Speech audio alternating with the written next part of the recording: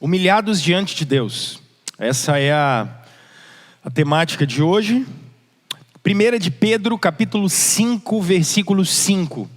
1 de Pedro 5, nós vamos hoje do 5 até o 11. Semana que vem nós terminamos essa série de exposições nessa carta. São 22 ou 23 semanas de estudo dessa carta. E o que é importante, eu falei isso de manhã, até para que você compreenda didaticamente e pedagogicamente o que nós estamos fazendo. Percebam que nessas 20 semanas eu até mudei um pouco a minha maneira de ensinar. Ouve-se muito falar sobre pregação expositiva. O que eu tenho feito com vocês é exatamente isso. Abrindo mão de sermões mais temáticos. E o que a gente faz? A gente expõe a Escritura, mas é claro, cada sermão é uma exposição da Escritura, mas de uma maneira diferente.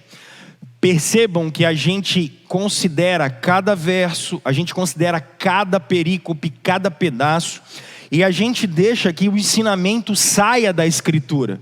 A gente não vai para ela com algum tipo de achismo. A gente deixa que ela fale com a gente. Isso que impulsionou a reforma protestante.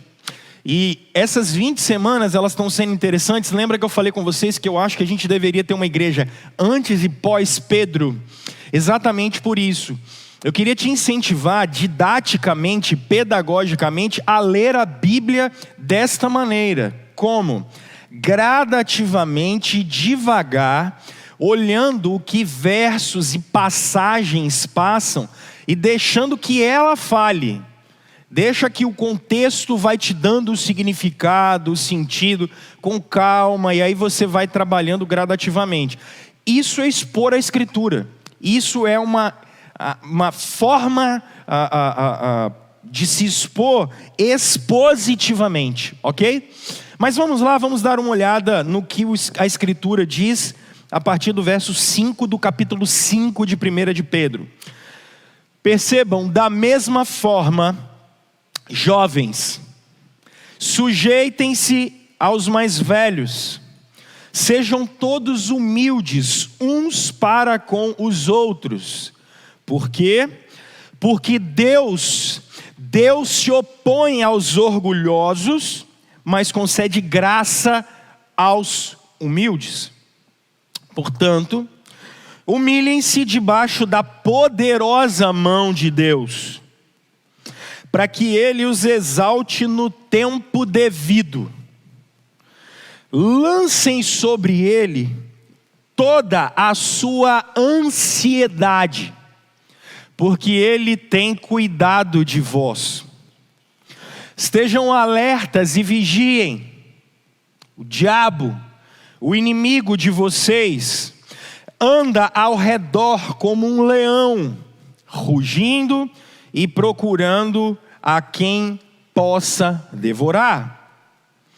Resistam-lhe, permanecendo firmes, sabendo que os irmãos que vocês têm em todo o mundo estão passando pelos mesmos sofrimentos. O Deus de toda graça, que os chamou para a sua glória eterna em Cristo Jesus, depois de terem sofrido por um pouco de tempo, os restaurará, os confirmará e dará força para vocês e vai colocar vocês firmes no alicerce. A Ele seja o poder para todo o sempre. Amém. Vamos orar? Deus, nós clamamos ao Senhor nesse momento, que o Senhor, por favor, nos ilumine, que as verdades do Senhor cheguem até nós de uma maneira tão genuína, e que o Teu texto, que o texto inspirado da Escritura, que o Teu Espírito comunique ele, para que ele não seja letra morta para nós, mas que ele seja uma verdade eterna, como o eterno é o Senhor. Em nome de Cristo Jesus. Amém. Meus irmãos, nós vivemos num período em que chamamos ele de período da lacração, não é? E que ideia é essa de lacrar? Isso é muito legal, porque nós não vivemos num período da verdade. Verdade para nós não importa. Nós não estamos preocupados com o que é certo e o que é errado. Nós não estamos preocupados em averiguar fatos. Nós não estamos preocupados se é correto, se não é correto. Nós vivemos num período de pós-verdade, em que quem fala mais e quem fala mais alto tem razão. Então, quem consegue gritar mais, quem consegue gritar em maior quantidade, quem consegue gritar mais forte, tem razão. Eu me lembro quando era criança, aí por exemplo, se a gente estava na rua brincando com os meninos, aí juntava uma turma toda e ia zoar um outro garoto ou uma outra moça. O que acontecia? Quando todo mundo começava a gritar, fazendo uma brincadeira com fulano de tal, não importa se estava certo ou se estava errado, não importa, a turma toda começava a gritar e zombar daquele, e aí, enfim, era uma loucura só, porque o pessoal não se preocupava muito e todo mundo na verdade só estava a fim de zombar do outro. E isso me chama extremamente atenção, por estarmos nesse tempo em que a gente literalmente, pessoal, resumiu a nossa vida a muito barulho, a muita informação, pouca reflexão e nenhuma preocupação com a verdade. O problema é que onde isso aqui vai parar? Percebam como é que é a nossa vida dentro dessa cultura de frases de efeito, essa cultura em que as pessoas falam muito e de muito barulho. Como é que a gente resume as nossas vidas hoje? Em frases de efeito do WhatsApp, do status do WhatsApp. A gente resume a nossa vida a frases de efeito das redes sociais. A gente resume a nossa vida a grandes frases de efeitos de para-choque de caminhão. Isso começa a demonstrar como o homem do nosso tempo é pobre. Pobre de reflexão da vida, pobre de reflexão do ser, pobre de reflexão.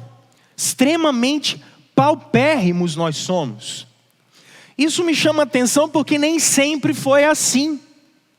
Quando nós olhamos, por exemplo, nem o pensamento cristão, mas a gente voltar 400 anos antes de Cristo, o Platão gastou muito tempo tentando conversar com a Grécia Antiga sobre o que é o ser humano, o sentido da vida, para onde a gente vai. O Aristóteles, por exemplo, 350 anos antes de Cristo, ele gastou um tempão fazendo a mesma coisa, tentando pensar no que é a vida, o que é o futuro dos seres humanos. E se formos olhar, por exemplo, São Tomás de Aquino, há 800 anos, trabalhando exatamente isso, assim, essa ideia de que, do que é certo, o que é errado, qual é o futuro que a gente tem que seguir, quais são as decisões que a gente tem que tomar. Os reformadores se debruçaram tanto sobre temáticas como essa, e hoje nós somos extremamente rasos na nossa maneira de ver o mundo, rasos na nossa maneira de analisar a vida, e rasos na nossa maneira de viver. Isso é muito sério. Quando eu olho um texto como o que eu estou vendo, eu percebo que nós somos mais rasos ainda. Por que eu falei essa introdução dessa maneira de sermos tão rasos? Quando nós observamos o verso 5 desse texto, o Pedro é muito interessante quando ele está falando para os mais jovens serem humildes, serem submissos em relação aos mais velhos, serem submissos em relação aos mais vividos. Por quê? Porque, por exemplo, na cultura judaica, você sempre foi valorizado por ser mais velho. Ser mais velho significa que você tem a cabeça um pouco mais branca, você tem uma barbinha um pouquinho mais branca. Logo, o que sempre se imaginava é que se você é mais velho, você tem um pouco mais de experiência. Só que qual é o problema? Para uma geração como a nossa, rasa, nós não conseguimos ter esse tipo de reflexão. Por quê? Porque, meus irmãos, nós estamos diante da primeira geração na história do planeta Terra em que os mais jovens dominam o conhecimento e os mais velhos não dominam o conhecimento. Tanto que nós definimos as gerações do nosso tempo entre antes do smartphone e pós o smartphone. Você quer ver? Se você usa o seu smartphone assim, significa que você tem mais de 50 anos. Quando você coloca e aperta o dedinho assim. Aí se você coloca ele um pouquinho mais longe assim, é porque aí o bicho está pegando mesmo para o seu lado. Aí é porque você está mais velho. Os mais vividos, eles fazem assim, olha. Agora, como é que a meninada faz? A meninada é pertinho, com aquela luz meio baixa, e eles ainda ficam assim. Tem uns meninos que já estão desenvolvendo ler no dedão, porque eles ficam assim o tempo todo. É a primeira vez na história que a gente tem uma geração que domina os meios de produção, que domina a tecnologia, e eles não são mais velhos. Pelo contrário, né? A gente está tendo que ver os mais jovens ensinar os mais velhos. E isso está gerando um problema sério na nossa sociedade. Por quê? Porque os mais velhos, eles estão se sentindo escanteados. Eles estão sendo jogados literalmente para escanteio. Ou seja, os mais velhos que sempre foram ouvidos por causa da sua experiência, por causa da sua maneira de viver, que deveria ser sábia, eles estão sendo deixados de lado. E os mais jovens passaram a dominar a sociedade. E aí, qual é o problema? O problema é que saber mexer com tecnologia é diferente de ter maturidade para tomar decisão. Saber mexer com tecnologia é diferente de ter experiência de vida. Saber operar maquinário não quer dizer que você sabe ou não sabe lidar com frustrações, com sentimentos ruins, com momentos ruins, coisas que os mais velhos deveriam estar prontos para ensinar os mais jovens. Só que aí está acontecendo um outro problema. Se os mais jovens não se preocupam com os mais velhos, está acontecendo um problema com os mais velhos. Eles não querem envelhecer. Eu tinha um amigo que ele dizia assim: Rômulo, eu quero ficar bem velho, porque quem não fica velho morre cedo. Só que hoje em dia a gente não quer mais envelhecer.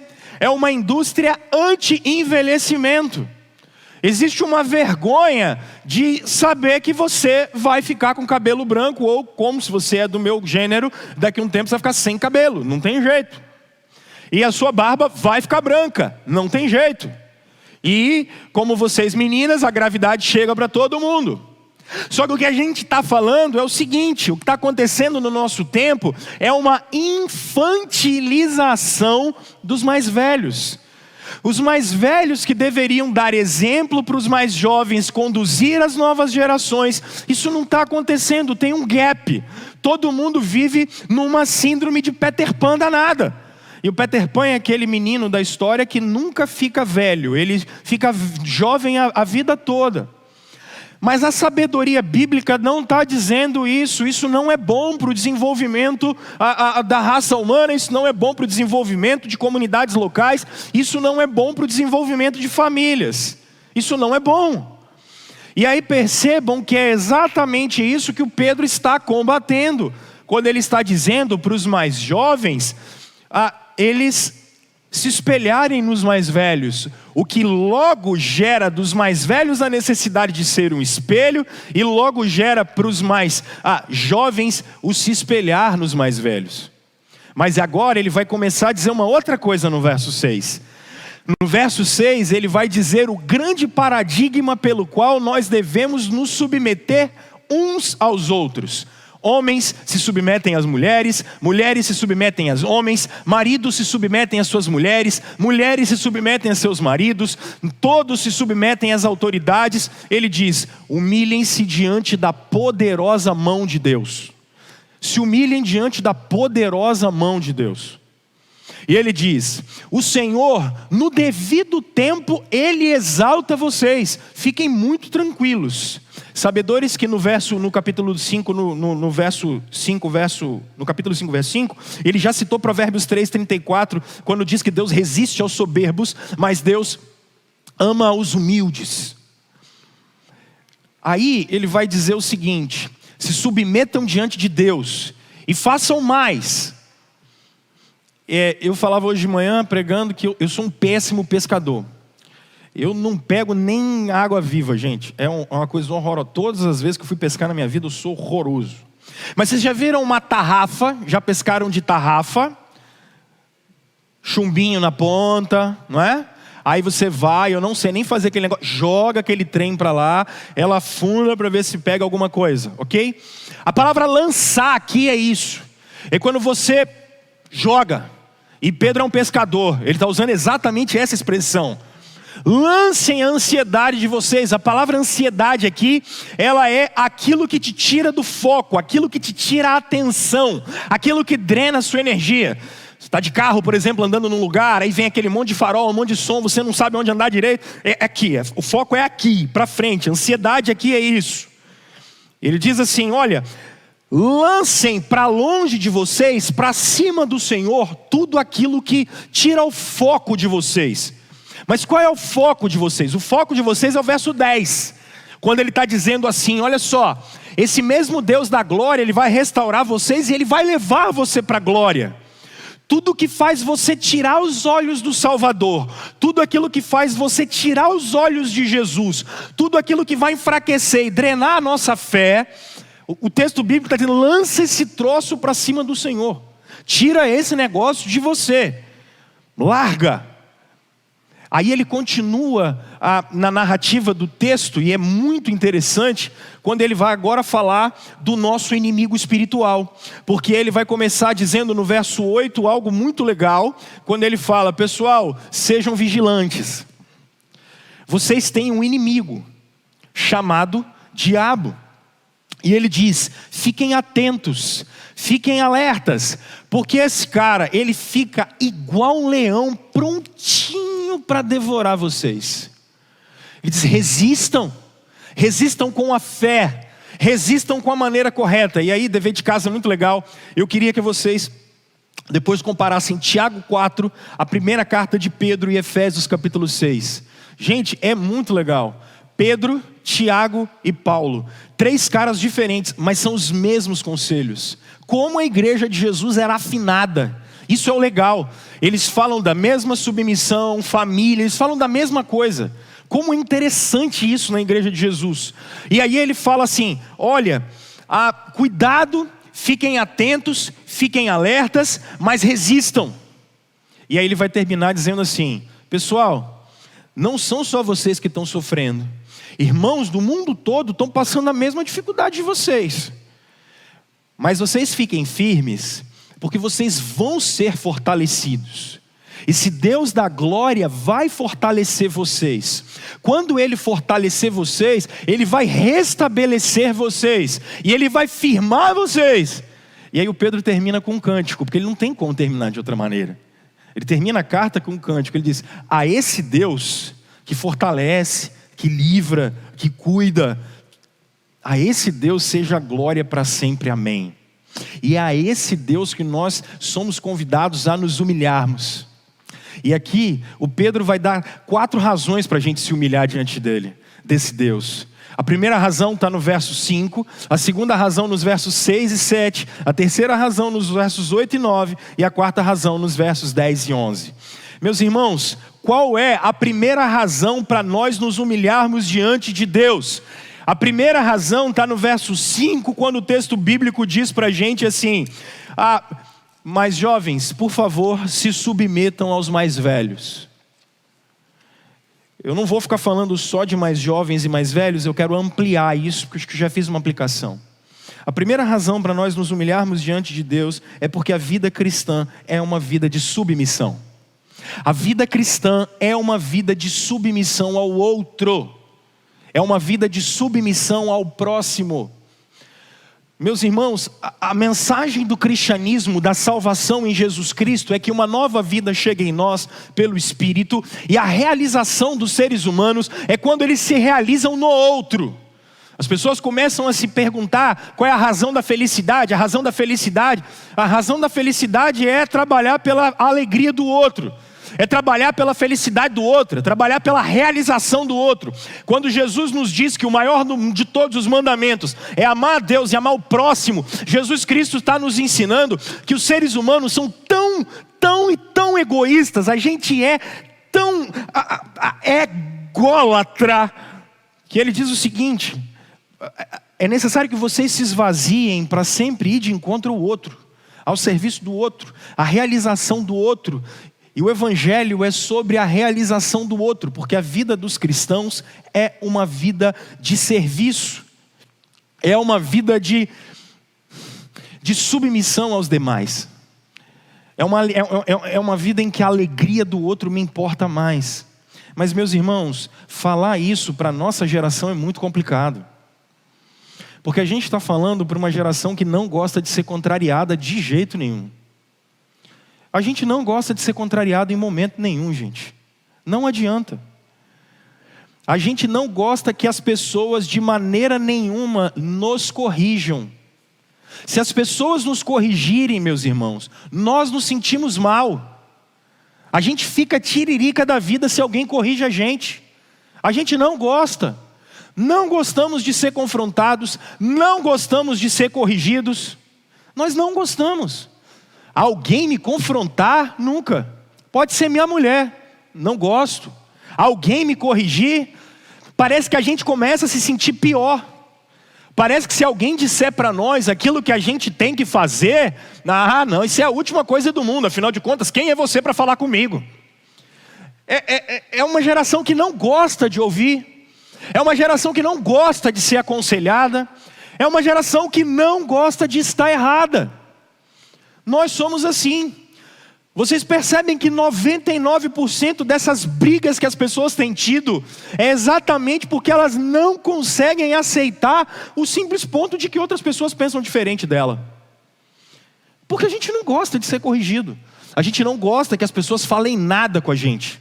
A gente está numa geração que não gosta de ser questionada em momento nenhum. O cara vai sair de casa, aí a mulher fala assim: meu bem, você vai aonde? Aí já sobe aquela raiva no cara. Tá querendo me controlar, mulher? Eu não gosto de ser questionado em hora nenhuma. O cara não gosta de ser: meu bem, você comprou esse negócio aqui? Foi aonde? Falou: não interessa. Mas você trouxe esse negócio. Isso não é problema seu. Não é assim? Os caras são assim com criança. O menininho vem lá com o narizinho escorrendo: pai, onde é que você vai? Não é problema seu, está querendo me vigiar, menino. Quem é seu pai sou eu. Não é? A gente não gosta de ser questionado em hora nenhuma, gente. A gente não gosta de ser questionado. Nem em áreas bobinhas, nem em áreas cruciais. Se as pessoas nos perguntam qualquer coisa, a gente não gosta. A gente não gosta de dar satisfação. A gente fala assim: eu não gosto de dar satisfação para a minha vida, não. Não, eu não tenho que dar satisfação para ninguém. Esse negócio de dar satisfação para o outro não é a minha praia. Percebe uma geração extremamente rancorosa. Gente, que geração rancorosa que somos nós. Rancorosos. Tem família, a turma não se fala mais, brigou, não conversa. Tem uns maridos que discutiu com a mulher, tem 4 anos já, ele dorme na mesma cama, mas não fala com ela. Uma coisa horrorosa. Gente rancorosa, gente que guarda mágoa, guarda mágoa atrás de mágoa, não consegue conviver. Isso é uma coisa terrível, porque o brasileiro tem um problema muito sério. O dia que você vê um brasileiro dizendo não, ele deve ser importado. E não é brasileiro não sabe dizer não. Brasileiro é o cara que só sabe dar tapinha nas costas dos outros.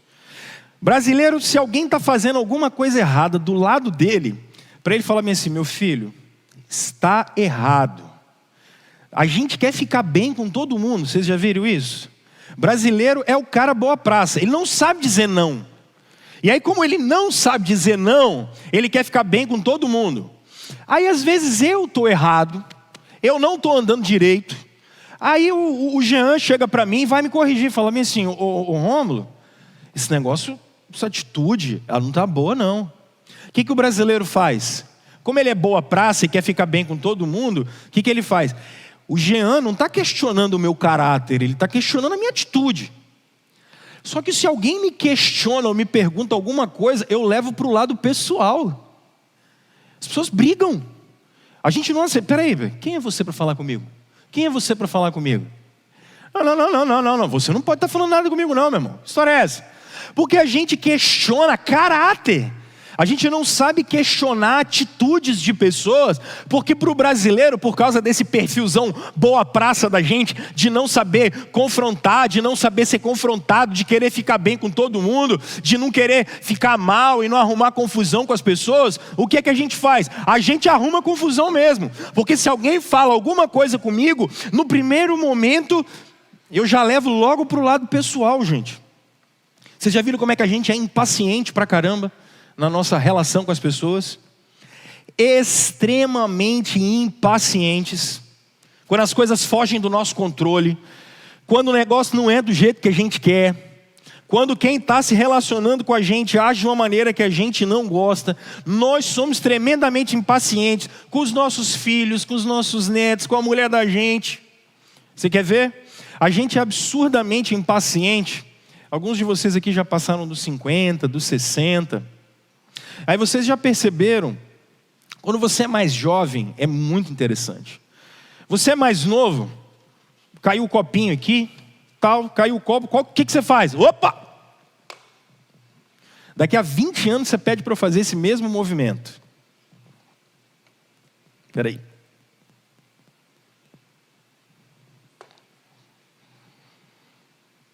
A gente não tem paciência com quem é mais velho. Quando você é novo, alguém fala alguma coisa, a resposta está na ponta da língua. Só quando você começa a ficar um pouquinho mais velho, tico e teco já não começa a funcionar muito bem. Aí tem que parar, dar aquela ajustada, aí vem a resposta. Os mais jovens não têm paciência com isso. Não tem paciência. Com quem é mais velho, não tem nem respeito. E acha que não vai ficar assim não, né? O bonitão. Ele acha que ele não vai ficar desse jeito não. Ele acha que ele vai ficar para semente. A gente é extremamente impaciente. A gente não tem a capacidade de ouvir. Nós somos péssimos ouvintes, gente. Péssimos ouvintes. No nosso tempo, as pessoas só querem falar, mas ninguém quer ouvir. Só que aí, quando eu olho a vida cristã, ela é diferente. Porque a vida cristã é sobre serviço. A vida cristã é sobre humildade, porque o que está por trás desse monte de situação nossa é arrogância, soberba, falta de respeito, falta de compreensão, falta de respeito, de compreensão, falta de humildade, falta de me colocar no lugar do outro. E é isso interessante, porque, meus irmãos, qual é a mensagem do Evangelho? Deus se fez carne para se colocar no lugar da gente. Você já se imaginou o tamanho, fazendo uma reflexão, né? Eu sempre faço uma atualização da mensagem da parte da manhã para agora. Você já parou para pensar na paciência de Jesus ouvindo aquela multidão inteira? Nós estamos falando do Criador dos céus e da terra. Nós estamos falando do Deus encarnado todo-poderoso. Aí tendo que ouvir Pedro. Não, eu vou com você até o final. Tendo que ouvir aqueles caras servindo a gente. A gente aprende isso, esse exercício de submissão com o próprio Deus. Então, hoje é um dia, eu acho que a gente tem que olhar para dentro da gente mesmo. E a gente perceber o grau da nossa arrogância, o grau da nossa petulância, da nossa falta de paciência. O nosso rei é um rei humilde que não vem montado num cavalo de batalha. Ele entra em Jerusalém num burrinho. O nosso rei é um rei que vai para a cruz abrindo mão da sua glória. Então, meus irmãos, olhem para os seus corações E é necessário que eu olhe para o meu coração, para a gente entender que a submissão de uns para com os outros é algo que é modo de vida dos cristãos. Aquele que é o primeiro, ele é o último. Segundo, se a gente precisa se humilhar diante de Deus por conta do fato de que esse é o nosso jeito de viver, e é uns para os outros. O segundo, pessoal, nós somos extremamente insuficientes. Nós somos insuficientes. Percebam que o próprio texto está dizendo no verso 6 e no verso 7. Ele diz: humilhem-se diante da poderosa mão de Deus e Ele exalta vocês. E no verso 7 ele diz algo grandioso, quando ele diz: lancem sobre o Senhor as ansiedades de vocês, porque Ele tem cuidado de vocês. Aqui, gente, como é que a gente educa os nossos filhos? Como é que a gente é educado na nossa geração? Como é que a gente aprendeu a viver no nosso tempo? Existe uma palavrinha mágica no nosso tempo chamada autonomia. A gente diz assim: nossa, a gente tem que educar para a liberdade, as pessoas precisam ser livres, as pessoas precisam ser autônomas, e é isso aí mesmo. Tá, legal, é verdade, isso é fato, é bom pensar por conta própria, isso é muito legal. Só que a grande questão, meus irmãos, é que vocês já devem ter percebido que tem situações na vida que a gente não dá conta. A gente simplesmente não dá conta. Há situações na nossa vida que a gente não dá conta. E não dá mesmo. Não dá. E nós temos vivido basicamente isso no nosso tempo. Há situações na vida que a gente simplesmente não dá conta. Nós não estamos dando conta, por exemplo, de lidar com todo esse medo e terror que nós temos vivido no nosso tempo. Eu tenho visto pessoas com medo de ir para o hospital e não ter vaga. Isso é uma coisa que tem tirado o foco da rapaziada. Outros têm tido medo de morrer. Outros têm tido medo de ficar doentes. Outros têm tido medo de perder pessoas que são próximas. Muitos têm tido medo do seu negócio quebrar. Vários têm tido medo de perder o emprego. Muitos têm tido medo de não ter sustento, porque já perderam o emprego e agora não sabe, porque a parcela do seguro-desemprego está acabando e ele não sabe o que ele vai fazer, ele tem medo. E para longe disso, a gente não está falando só de uma crise sanitária que a gente está vivendo, porque pessoas estão vivendo com tantas outras crises e tantos outros problemas. Pessoas estão continuando doentes, pessoas estão continuando sendo alvo. A gente acabou de ver aqui na frente um assalto acontecendo ali. Ninguém está livre dessas coisas. Além disso, tem toda a loucura que a raça humana está vivendo. E uma irmã, terminei a mensagem hoje de manhã, ela correu até mim e falou assim: pastor, eu não estou com medo desse monte de coisa que você falou não, mas eu já estou com medo de viver. Aí eu falei: é mesmo, minha irmã? Ela falou: eu estou com medo de viver, porque o ser humano está doido. Foi muito engraçado. O ser humano está louco. Eu falei: é mesmo, né, minha filha? Daqui um tempo, quando essa loucura toda passar, a gente vai ter que ver quem é que está são e quem é que não está são. Porque um período de uma crise tão extensa que a turma está ficando doida. Fato. Acontece, gente. Nós vamos ter que lidar com todas essas pressões que estão chegando até a gente. E aí, a grande questão e a grande situação é essa. A gente realmente não dá conta, não. E o texto bíblico sabe que a gente não dá conta, porque é uma igreja no primeiro século que não dá conta. É uma igreja perseguida e que não dá conta. É uma igreja com dificuldades e que não dá conta mesmo. E o que é que o texto bíblico manda a gente fazer? O texto bíblico manda a gente fazer dois movimentos muito interessantes. O primeiro movimento que está aqui, quando ele diz para a gente se humilhar diante de Deus e a gente lançar diante dele a nossa ansiedade, é um movimento da gente compreender da onde vem a nossa provisão, da onde vem a providência da gente. E ela vem do Senhor. E quando ele manda a gente se humilhar diante desse Deus, porque ele tem cuidado da gente, não é só um movimento de providência e reconhecer, mas é reconhecer que nós precisamos crer. São esses dois movimentos aqui. de entender a nossa insuficiência, mas o Senhor é fiel. Entender que nós somos pequenos, mas o Senhor é quem consegue trabalhar não só nas nossas vidas, mas através delas. Esse é um movimento de humilhação diante de Deus, entender que nós somos limitados. Aí aqui, olha para a Bíblia, é muito legal isso. Por quê, meus irmãos? Porque quando você olha todo o movimento do Novo Testamento ou do Antigo, o texto bíblico sempre manda você olhar para o quê? Para a sua história.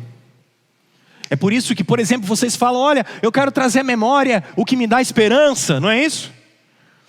Porque sempre, por que os judeus celebravam a Páscoa? Por que os judeus celebravam tabernáculos? Por que eles tinham a festa das cabanas? Porque sempre eles eram convidados a lembrar do Deus que havia sustentado, libertado, cuidado, conduzido a vida. E aí a pergunta que a Escritura sempre vai fazer para a gente, para mim, para você, é o seguinte: o Deus que te trouxe até aqui, Ele não é suficientemente fiel para te levar até a glória? Esse Deus não é suficiente? Pelo contrário, meus irmãos, pelo contrário. A Bíblia sempre manda a gente olhar para a nossa história. Olhem para a vida de vocês, eu tenho que olhar para a minha vida, nos momentos em que o Senhor agiu de maneira poderosa e soberana. A pergunta que a gente tem que se fazer é: esse Deus mudou? Esse Deus não é mais o mesmo? Ele é diferente? Não, Isaías vai dizer absolutamente o contrário. Isaías vai dizer, e ele vai ser até apelativo, na verdade Isaías está falando uma palavra de Deus, quando ele diz assim: uma mãe pode esquecer do filho que ainda mama, do filho que saiu do ventre dela? Isso é muito difícil, né? Até porque vocês que são mães sabem como é esse negócio, aquele cheirinho de leite na boca de neném, como esse negócio é bacana e tal, e a gente tem um afeto todo especial e não dá para esquecer os meninos. Mas Deus diz o seguinte: ainda que a gente esqueça, ainda que uma mãe se esqueça de uma criança necessitada dessa forma, eu não esqueço de vocês. Eu não esqueço de vocês. É disso que a gente está falando aqui. É desse Deus que a gente está falando aqui. Então é esse Deus que manda você pegar tudo aquilo que drena a energia, que drena a força, que tira você do alvo, que tira você do foco. E esse foco é Ele. Tudo aquilo que tira, meu irmão. Ele está dizendo assim: não é coloca a prestação em 24 vezes. Ele está dizendo: lança, joga para cima de Deus, joga para cima de Jesus. Nós não temos qualquer Senhor, nós temos Jesus Cristo. Meus irmãos, é diferente. Então, Deus sabe que a gente não dá conta. Deus sabe que a gente não dá conta. Então, por favor, o exercício que precisa ser feito por cada um de nós hoje é lançar sobre o Senhor tudo aquilo que tira o nosso foco dele, tudo aquilo que tira o foco da missão de glorificar Ele. E você não pode sair daqui diferente disso. Terceira razão para a gente se humilhar diante do Senhor. Percebam que Ele vai começar agora a falar de Satanás. É muito interessante. Ele manda a gente ficar de olho, Ele manda a gente ficar ligado, porque a gente tem um adversário. E Ele diz: esse adversário, ele fica ao redor de vocês, e ele é como um leão que ruge, procurando alguém para devorar. Fiquem alertas, fiquem atentos, segurem a onda. E aí a partir do verso 10 ele vai dizer: Deus vai livrar vocês. Irmãos, humilhados diante de Deus, porque temos um inimigo, e é um inimigo extremamente poderoso. Aqui deixa eu falar duas coisas. Número 1, cuidado com um tipo de espiritualidade que só fala de Satanás. O cadarço do cara desamarrou, amarrado o diabo. O pneu do carro do cara furou, capeta, sai daqui. Trovejou e ele ia andar de bicicleta, falou: isso é coisa do cão, meu irmão. Aí saiu de casa um problema. Rapaz, Satanás não dá chance pra gente lá em casa, rapaz, é o tempo todo. Quem é o Deus desse cara? O Deus desse cara é o diabo. É o diabo. O Deus dele é Satanás. Porque ele fica o tempo todo conversando com o diabo. Isso é muito complicado. Então, cuidado com isso. Isso está cheio por aí dessa espiritualidade louca. Agora, meus irmãos, por outro lado, nós não podemos deixar de lado que há uma realidade espiritual opressora fortíssima, que nos induziu ao pecado em Gênesis capítulo 3, que tenta acabar com a semente da mulher, da qual o Messias ia nascer, que tenta tirar Jesus da cruz a todo custo. E como sabe que o seu tempo está contado e o juízo é iminente, porque a volta de Jesus é iminente, Satanás tem um ódio da raça humana fora de série. Nós não podemos menosprezar um inimigo que nós não temos capacidade sozinhos de vencer. Então nós precisamos entender essa realidade, e ela é séria. Meus irmãos, por um período muito grande da minha vida, as pessoas me ligavam e era assim, não que eu seja caçador de demônio, não é isso, mas é assim: Pastor Rômulo, vem cá que fulano está possesso, vai cá que tem demônio. Aí vai a gente lá, é aquele trem horroroso, que vocês já sabem o que é, muitos de vocês. Se não sabe, é melhor não saber, que é horroroso. Ver gente possessa é a pior coisa que tem. Misericórdia. Elete Raimundinho lembra, quando ficava lá lá em Santa Cecília, numa congregação, gente, o pau quebrava naquele lugar lá. Misericórdia. Deus me livre, eu nunca vi tanto demônio por metro quadrado. Credo, a densidade demográfica era horrorosa. Mas tá bom. Eu não percebo isso hoje não. Eu não tenho. Eu recebo pouquíssimas. Não tenho pegar. Graças a Deus, eu não gosto muito não desse trem. Mas sabe o que é legal? Sabe o que eu percebo? Eu percebo que o desafio da gente hoje em dia não é de pessoas possessas, não. Eu acho que o pior desafio que a gente tem contra Satanás são corações duros. Corações duros. Mentes completamente cauterizadas para o Evangelho. Gente que não se arrepende dos seus pecados. E está tudo bem porque Deus é amor. Está top. Deus entende. Irmãos, para mim, esse é o maior sintoma de uma igreja influenciada pelo diabo. Porque não que o atributo de Deus não seja válido, porque é. Mas os nossos filhos estão cada vez mais secularizados.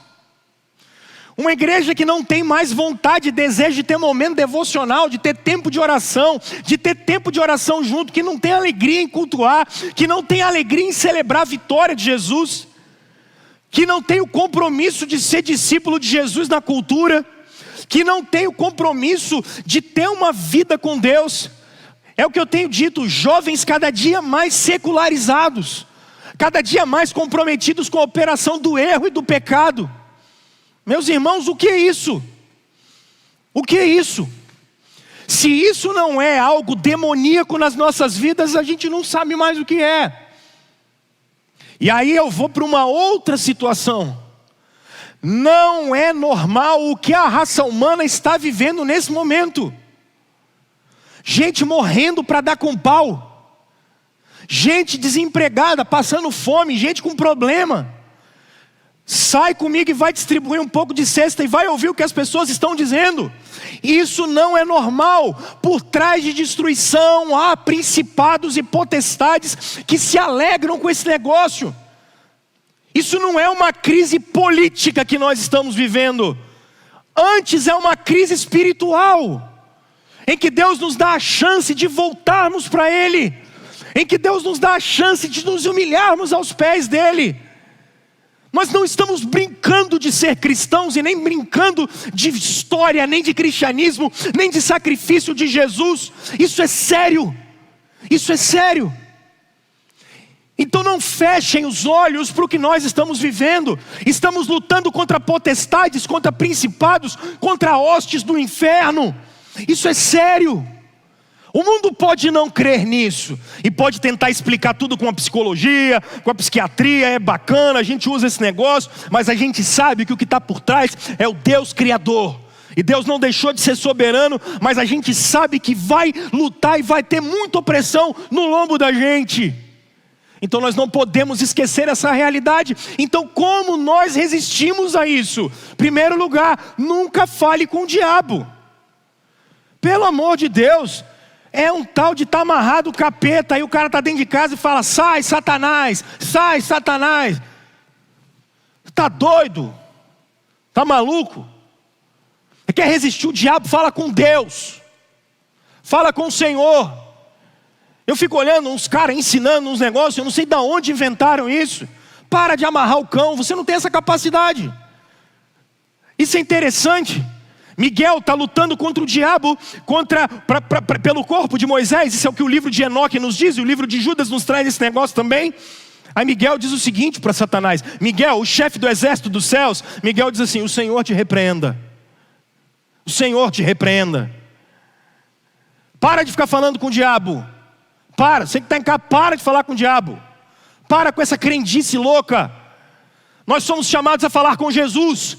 Nós somos chamados a falar com o Senhor dos céus e da terra. Nós não fomos ficar chamados para ficar falando com o demônio, para entrevistar diabo. Você está ficando doido? Nós somos chamados para falar com Jesus. Nós somos chamados para nos humilhar diante de Jesus, para chamar o Senhor dos céus e da terra de Pai. Se alguém pode parar o inferno, o nome dele é Jesus Cristo. Ele tem as chaves da morte, ele tem as chaves do inferno. Nós estamos falando do Senhor do universo. Se alguém pode parar o que nós estamos vivendo, é Jesus Cristo. Se alguém pode mudar as nossas vidas, é o Senhor. Então resistir aqui é resistir com fé. Vá ao lugar certo, vá pedir força a quem vai poder dar. Vá até onde o trono de glória e de graça, onde a bondade de Deus pode ser ministrada na nossa vida. Cristãos foram chamados para se relacionar com Deus Criador, a se relacionar com esse Deus Redentor, sobre a vida que Ele ministra na gente. Meus irmãos, resistam ao diabo. E aí, é uma outra reflexão que eu faço. Não é só não falar com o diabo, mas resista às tentações. Fique firme nas provas. Não é sobre o que você pensa, nem sobre como você sente, mas o que Deus diz que é certo. Ande segundo a vontade de Deus, faça a vontade de Deus, resista, porque isso passa. Passou com Jesus, vai passar com a gente também. Resista, não dê mole para o pecado, não dê mole para o pecado, não flerte com o pecado, não flerte com o erro. Sai fora desse negócio. Resista. E aí qual é a promessa que a gente tem? Esse mesmo Deus, Ele vai ajudar a gente a suportar esse negócio. Vocês não receberam nenhuma tentação que vocês não pudessem suportar, nem eu. Então, meus irmãos, fiquemos firmes. Mas a quarta razão está exatamente no verso 10 e 11. Humilhados diante de Deus, porque nós temos um baita de um Deus. Nós temos um baita do Senhor. Que Senhor nós temos, meus irmãos. Que Senhor que nós temos. Olha a grandiosidade do verso 10. Ele termina dizendo assim: o Deus de toda a graça, que os chamou para a sua glória eterna em Cristo Jesus. Depois de vocês terem sofrido durante um pouco de tempo, o que Ele vai fazer? Restaurar, confirmar, dar força e colocar firme num alicerce. Isso deixa Pedro tão boquiaberto que olha o que ele fala no verso 11. A esse Deus seja o poder para todo sempre. E ele termina dizendo: assim seja. Ele termina cantando, gente. Olha o Deus que nós temos. Calvino é chamado de um teólogo da glória de Deus. E é muito interessante isso. Calvino é chamado de teólogo da glória de Deus, porque ele não consegue escrever, por exemplo, um sermão sem no final perceber a glória do Senhor. Ele não consegue chegar no final de uma carta sem fazer uma oração. E quando ele começa a escrever sempre, por exemplo, as institutas, ele sempre coloca a beleza do Senhor, a glória do Senhor. Nós que somos reformados, a gente tem um quê da nossa doutrina que é essa paixão por quem Deus é. Essa paixão por quem é o Senhor. Pela beleza do Senhor. pela glória do Senhor, pela majestade dEle. A Bíblia chama isso de deleite, prazer na glória de Deus. Agora, gente, olha quem é esse Senhor. Eu acho que isso aqui que é lindo. Humilhados diante de Deus, porque olha que Deus é esse. Olha que Deus é esse que ao invés de nos condenar, resolveu nos salvar. A gente não para contemplar o tamanho dessa obra. A gente não para contemplar o tamanho da obra de um Deus que, quando podia nos lançar no inferno, resolveu nos perdoar e nos chamar de filhos. A gente não para pensar no tamanho da obra de um Deus que está 24 horas com o canal aberto, com a linha direta, sem interferência e com o Wi-Fi completamente ligado, para qualquer momento você falar: Pai nosso que estás nos céus, e Ele ouve. Um Deus que não nos deixou sós, mas mandou o Espírito Santo, não só para quando você não estivesse andando no caminho direito, mas para consolar a gente em toda e qualquer situação. Que Deus é esse, meus irmãos? Que Deus é esse em que nós estávamos gravados no seu coração e na sua história, antes de nós virmos à existência. Efésios capítulo 1 diz que vocês estavam vivos dentro do sonho do Senhor. Vocês estavam vivos dentro do coração de Deus quando Ele trouxe a gente para a existência. Quando Ele te deu vida e soprou nas suas narinas a vida, você estava vivo no sonho de Deus. Olha que coisa grandiosa. Saber que Ele tem os nossos dias contados na sua mão. Sabendo que a gente dorme de noite e pode descansar. Sabendo que o que espera a gente na eternidade é a glória eterna do Senhor. Ah, meus irmãos, que Deus é esse? Que Deus é esse que é capaz de encarnar? Que Deus é esse capaz de sofrer com a gente? Que Deus é esse capaz de se identificar com o nosso sofrimento a tal ponto que Ele sabe quando a gente perde alguém querido. Ele sabe o que é ser magoado, traído, porque aconteceu isso com Ele também. Um Deus que sabe o que é ser violentado, um Deus que sabe o que é morrer, mas um Deus que irrompe da morte para garantir a vida eterna para mim e para vocês, meus irmãos. Que Deus é esse? Que Deus é esse? Que Senhor é esse? Que Senhor é esse que é capaz de parar uma tempestade? Que Deus é esse que é capaz de andar sobre as águas? Que Deus é esse que é capaz de abrir o mar? Que Deus é esse que sustenta milhares de pessoas num deserto? Que Deus é esse que trouxe eu e vocês até aqui e tem nos sustentado com um braço forte e vai levar a mim e a vocês para a eternidade, meus irmãos? Que Deus é esse que nos apresentou Jesus Cristo? Que Espírito Santo poderoso é esse? Esse é o Deus das Escrituras.